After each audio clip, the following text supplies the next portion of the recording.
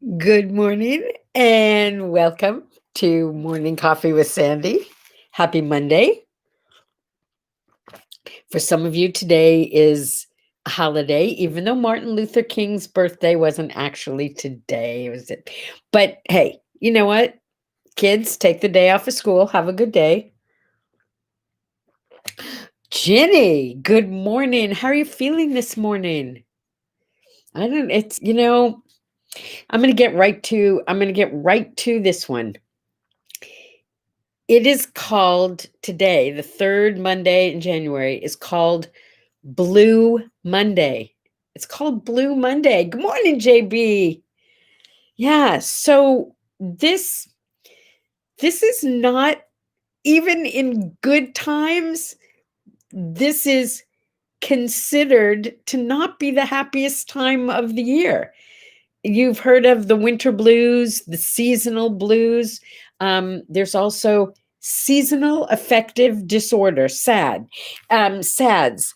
It's a real thing. I mean, I can remember probably 10 years ago feeling very depressed, and there was nothing wrong. I just was depressed. I was unhappy. And around this time of year, that kind of tends to happen. But for me, it was like most of the time. And I was diagnosed as having SADS, seasonal affective disorder.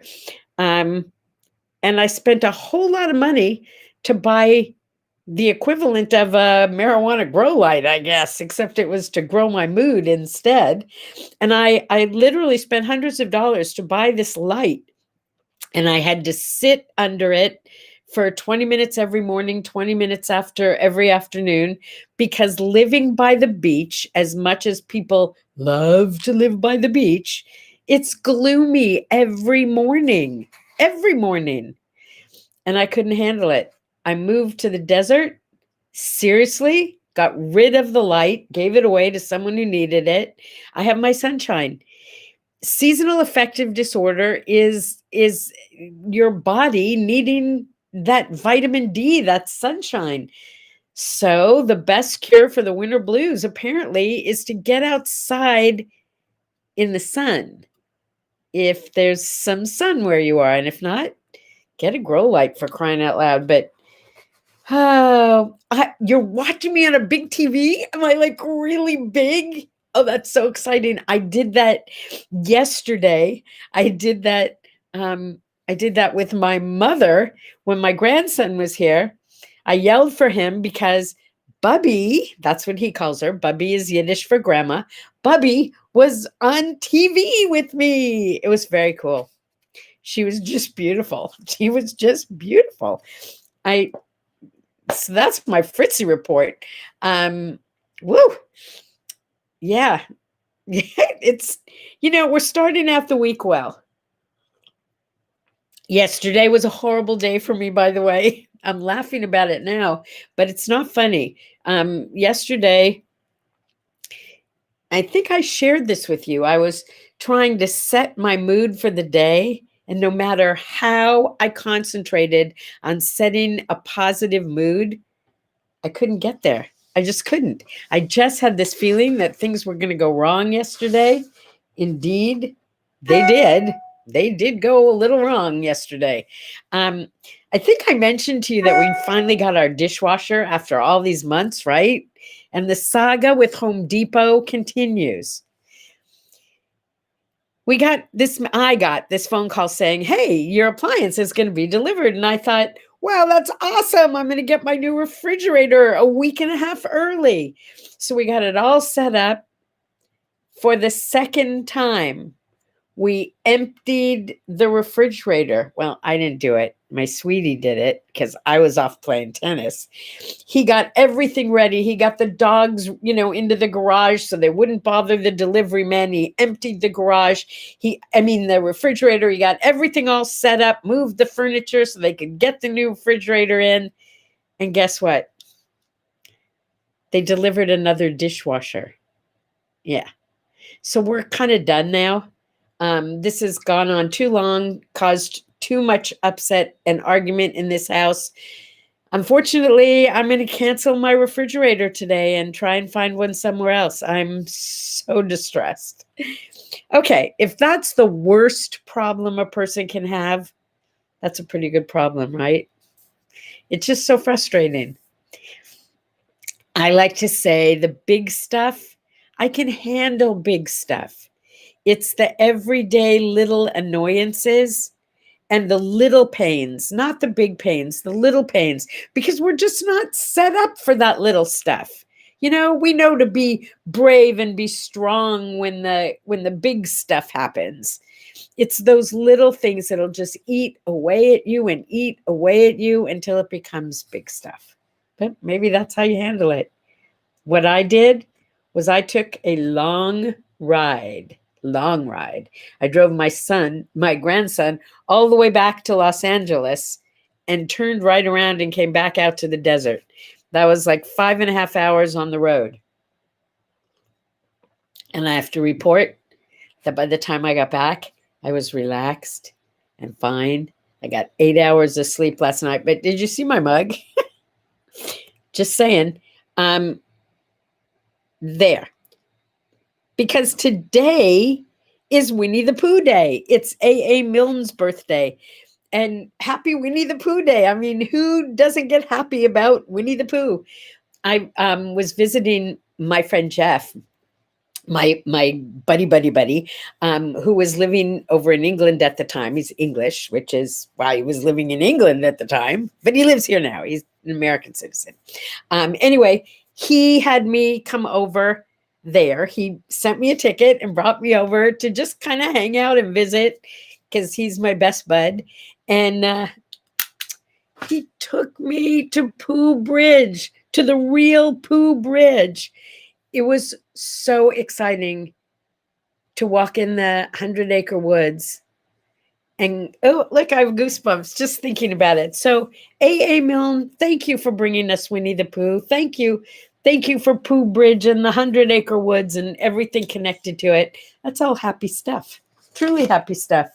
And speaking of happy stuff, it is also Michigan Day. Now, I don't usually bring up a state's day, but Michigan Day I had to bring up. Why did I have to bring it up? Well, there's a lot of reasons why I had to bring it up. First of all, Fritzy is from Michigan originally. She's a Michigander. She was born in Chicago. Nope, I'm lying to you now. She was born in Benton Harbor, Michigan. And as she tells it, she was born on the kitchen table on a farm. I'm a farm girl by birth. No, not me, she. Anyway, so she was born in Benton Harbor, Michigan on a farm. And when she was a little tiny girl, like maybe 4 or 5 years old, they used to, unless she's making this up, and you know what? She's going to be 98, so she could be making stuff up. She says that my grandparents used to put her on a train by herself and send her to Chicago to go visit relatives. I don't know about that.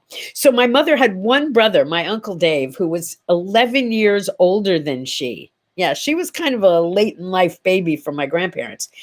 And I have somewhere my very favorite picture of my mother, who's about 3 maybe, in an old bathtub floating in the middle of a little like lagoon on the farm. Apparently, my uncle thought it was really funny to put her in the bathtub and then push her out into the water. What a day that must have been.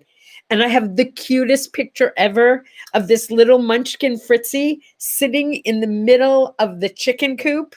It must have been pretty disgusting, but she is surrounded by probably 3 or 4 dozen chickens and roosters. And there she sits happily having a great time on the farm. So we used to go visit at the farm after, we grew up in Chicago, but we used to take these trips, day trips to Michigan. And we always went through this area. And I looked it up. It's for real. We used to go through this place called House of David. And I remember even as a kid thinking, how does this place still be here year after year. If these guys are all not married, where do the new David kids come from? Where are all these new David boys coming from? And I still, maybe it was, I still don't get it. I might have to look it up again. But yeah, maybe maybe it was like a monastery. I don't know. All I know is they were vegetarian because it was the first time I ever had a veggie burger, and I thought it was kind of good as a little kid. And they had 10-pin bowling, which I had never seen before. That was so awesome. And then we would drive through on our way to the farm in Benton Harbor and go visit my mother's old neighbors and eat cucumbers out of the ground and walk among the turkeys. It was fun. We spend the weekend going off to the farm. So happy Michigan Day. And by the way, did you know that Michigan, except for Alaska, Alaska's number one. It's the number 2 state in the country for having shoreline. There are actually 4 of the Great Lakes are in Michigan, so they have more shoreline than any other state except Alaska. Happy Michigan Day. It's Peking Duck Day. So if you don't know what to have for dinner tonight, you don't have to make the Peking duck, but you might want to order in. Just saying. I think I mentioned to you that there was a Jewish tradition that you didn't buy anything for a baby when you were pregnant until the baby was born. So you knew everything was okay. And then you could get everything, but you had nothing in advance. So I had, before my first child was born, an empty room, freshly painted, freshly carpeted. I painted a mural on the wall. And the only thing in the room was a diaper pail and a little yellow knitted duck. And the only reason I had those 2 things was I had gone for a tour of the hospital where I was going to give birth. And there was a little party for the prospective mothers, whatever, mothers to be. And I happened to win a drawing that got me a diaper pail and a little yellow duck, right? So as a result, I collected ducks for my daughter, Donnie, for years and years and years and years. Why am I telling you this? I'm telling you this because, Peking duck. That's what I'm telling you. So here's this little kid who's been collecting ducks all her life, and she just loves ducks. And we're on a family trip to San Francisco, and we're in Chinatown. I guess it wasn't that funny, but it was funny to her dad and I. We thought it was hilarious. We're walking down the street and in Chinatown, and there's a restaurant, and as many Chinese restaurants did, at least back then, they had ducks hanging in the window, ready to cut and serve. Cooked ducks. I'm no heads or anything. And I remember her going, "Ew, what's that?" And my husband saying, "Well, those are ducks." And she was like speechless. She couldn't figure out why they would hang dead ducks in their window.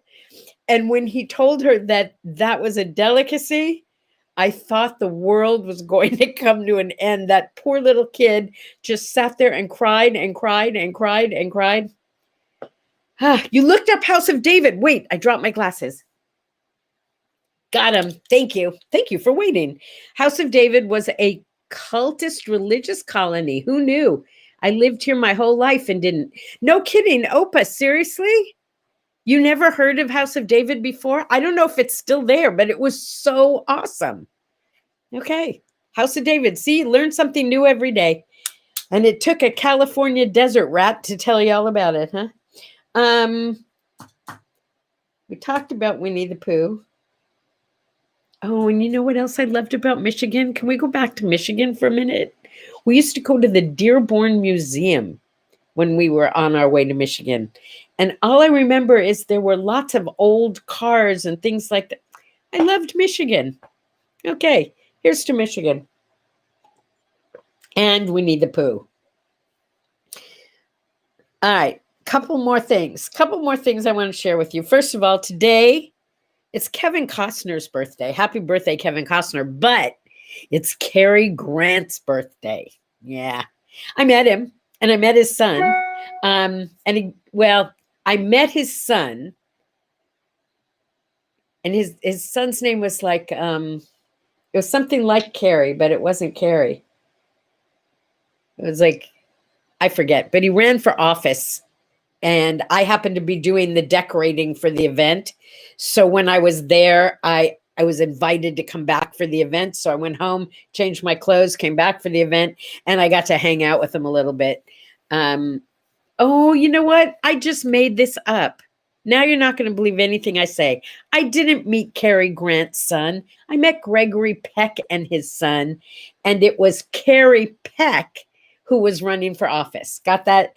So I spent an evening at his event, and I got to hang with him a little bit and meet Gregory Peck, which, hey, I'm not complaining about that. But the Cary Grant story is fun because it was so cute, and it wasn't Fritzy.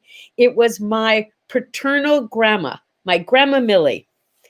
Grandma Millie was quite the character. I got my great height and my little funny nose from my Grandma Millie. She had a little tiny nose too. And she was little. When she died, I inherited all her shoes and purses because I was the only one with feet small enough to wear her shoes. And she only had like the best shoes. She wasn't wealthy, but there were certain things that she only bought the best. One was shoes. The other one, I know this is crazy, was canned goods. Whatever canned good was the most expensive in the store, she bought that one because she always thought it was the best. So why am I telling you about her? Well, because she lived in Chicago, and she was a little bit of a, she loved movie stars. She loved movies and movie stars. And one year when she was visiting us in California after we had moved, she and I were at Disneyland. I was a grown-up by then, so I was actually taking her to Disneyland, and we were in one of the stores, like the one that's in that little town when you come out of Pirates of the Caribbean. And she was looking around and I was looking around. We weren't necessarily together. And I look up, and who is standing next to me?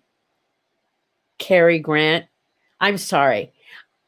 I wasn't of the Cary Grant generation, and I think he was a dreamboat. I can only imagine. Nope, I can beyond imagine because I saw her reaction when I grabbed my grandmother and pulled her over and said, Grandma, I would like you to meet Cary Grant. And I thought she was going to faint right on the spot. It was so adorable. Here's to you, Grandma Millie. That was like a highlight. Grandma Millie is the one who used to take me clothes shopping because she was like the cool grandma. She wasn't warm and squishy like my grandma Ida, who was like the reason I wanted to be a grandma when I grew up. But Grandma Millie was the cool grandma. She was the one who knew what was going on in the world. She would take me shopping, buy me new shoes, buy me new clothes. My mother would make me take them back because they were way too cool for a little kid. We used to have huge arguments because my grandma would take me shopping, buy me these awesome new clothes, and my mother would say, no, that's not appropriate. You're going to have to take that back and get something else. Yeah, thanks, Grandma Millie. Anyway, happy birthday, Cary Grant. In 1644, on this very day, the Pilgrims reported a UFO. 1644, UFO, and never was explained. Really? Really? I saw a UFO once. I did. I used to live out in Riverside County, which is not too far away. I'm still in Riverside County, but I used to live more like in the city of Riverside, which is very rural. Did that even make sense? I lived in the city, which is very rural, but it is. I lived in the Harupa Unified School District, and there was a lot of open land. And one night coming home, looking out over the fields, the farms, there was this thing up in the sky. And I remember we sat and watched it for like 15 minutes. It was creepy, spooky. We checked all the newspapers. We made lots of phone calls, and nobody had any explanation. I don't know how many people spotted it. And I don't usually talk about it because it was like my only sighting, but it was like that. That's that's a UFO right there. Yeah. Okay, enough about UFOs. I'm not talking about that anymore. What does this say here? There's a museum, a zoo, and amusement park. I think it's still open according to what I read, strictly for viewing as it is not operational. Are we talking about the House of David? Really? Wow. Cool. Thanks for checking on that.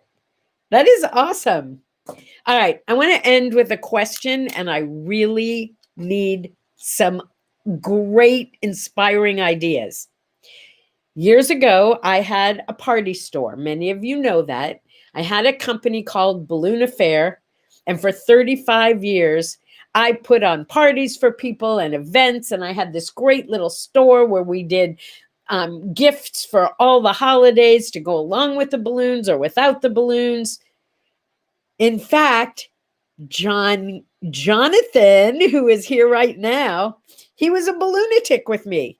That's how far back we go. Yeah, pretty cool. Those were the days, huh? Man, we had fun. Anyway, we used to deliver these bouquets of balloons. And I happened to be at a gift show, which is where the retailers buy all the stuff for their stores. And this new company was offering these little bears and animals that were, about this big. And they were called Beanie Babies. Yeah, I'm going back quite a while now. They wholesaled for $2.50 each. Okay, very doable, heavy enough to hold down a dozen balloons. So I developed the Beanie Bear bouquet. And I bought just bears at first, dozens of bears, and people could choose the bear they wanted and have their balloons attached to the bear. And that was the gift that went with the bouquet, right? Cool. Well, I'm getting ready to go on a trip to Chicago, where at the time I had, now they're all grown up, but I had like almost a dozen little cousins there. And I wanted to bring gifts for them. I didn't know what to bring. And one of my cousins of my generation said, there's this new thing, because remember, I'm going to Chicago, and that's where Ty, the company for Beanie Babies, was in Chicago. Oak Park, maybe, something like that. Anyway, suburb of Chicago, they made the Beanie Babies. She said, there's this new thing called Beanie Babies, and they love them. So, if you have those in your store, just bring those. Well, did I have Beanie Babies? I took an old suitcase and I literally filled it with dozens of Beanie Babies, thinking, okay, that'll be fun for the kids. I sat them in a circle when I got there. I opened the suitcase, and you would have thought the suitcase was filled with $1 million bills. I have never seen little kids get so excited. So they each had their turns, and they got to come up and pick one, and they each ended up with, like, I don't know, 5, 6 Beanie Babies. I was like the hero of the day. So Beanie Babies were a huge thing in Chicago. And I went back thinking, if there's such a big thing in Chicago, maybe I should buy more. So gratefully, I put in a very large order, and I ordered other things besides the bears. Well, you know the story of Beanie Babies. For about 2 years, they were the hottest commodity ever. I actually made more money on Beanie Babies during those 2 years than I did in my store overall. It was insane. I would buy like a princess bear.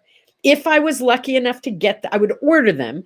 And if I was lucky enough for them to show up in my shipment, I would spend $2.50 a bear, and I could sell them for hundreds of dollars each. I hired my then father-in-law just to do Beanie Baby shipping. It was the most amazing business ever. Okay, so why am I sharing this with you? The Beanie Baby business was a huge phenomenon. There were even trading cards. I once sold a Humphrey the camel trading card for $2,000 for a trading card. Seriously, I sold it. So it's not just, like fairy tales can come true. Anyway, I also had sold one of those royal blue elephants to one of my friends who bought it for someone else and ended up keeping it. And she sold that for thousands of dollars. Yeah, the Beanie Baby industry was good to me. So why am I telling you? Because even though I have literally given away hundreds and hundreds to different charities, I still have a garage filled with Beanie Babies. I'm keeping all the teeny beanies, the McDonald's ones, because I can use them for craft projects. And I've given away pretty much all the big ones. So I've got regular size Beanie Babies. They're not really worth much. It's like more hassle to put them on eBay than it is to just give them to charity, which I am ready to do, unless someone out there has some great idea of what I can do with them.